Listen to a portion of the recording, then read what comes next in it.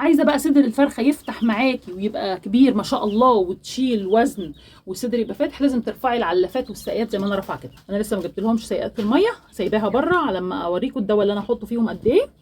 رفعوهم على حجاره عاليه كده، كل ما الفرخ يشب على العلف ويشب على الميه صدره يفتح ويملى ويبقى زي الفل.